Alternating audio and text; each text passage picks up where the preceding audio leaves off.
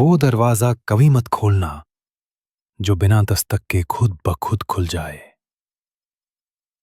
ये बात नाना अब्बू हमेशा कहा करते थे, लेकिन सबा ने उस रात वही गलती कर दी।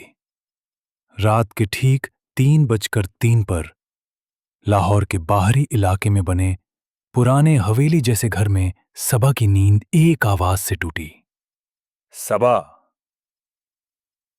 नमाज का वक्त हो गया है। सबा चौंकी। उसकी अम्मी तो उस रात अस्पताल में थी और घर में कोई नहीं था। फिर ये आवाज।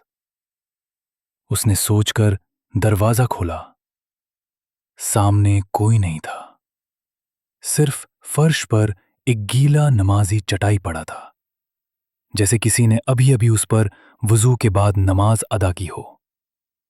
सबा ने सोचा शायद कोई मजाक है, लेकिन जैसे ही वो चटाई उठाने को झुकी, एक ठंडी सांस उसकी गर्दन के पास महसूस हुई। अब मेरी नमाज तुम पूरी करोगी। सबा कांपती हुई पीछे हटी। कमरे की लाइट झपकने लगी। अजान की आवाज दूर कहीं से गूंज रही थी, मगर उल्टी। उस रात के बाद से सबा ने रोजाना अजीब चीजें महसूस की। कभी कुरान अपने आप खुल जाता, कभी पानी खुद ब खुद वुजू के लिए बहने लगता, और कभी अजान की आवाज दीवारों से आती मगर बिना किसी इंसान के। एक रात सबा ने अपने नाना अब्बू से ये सब बताया।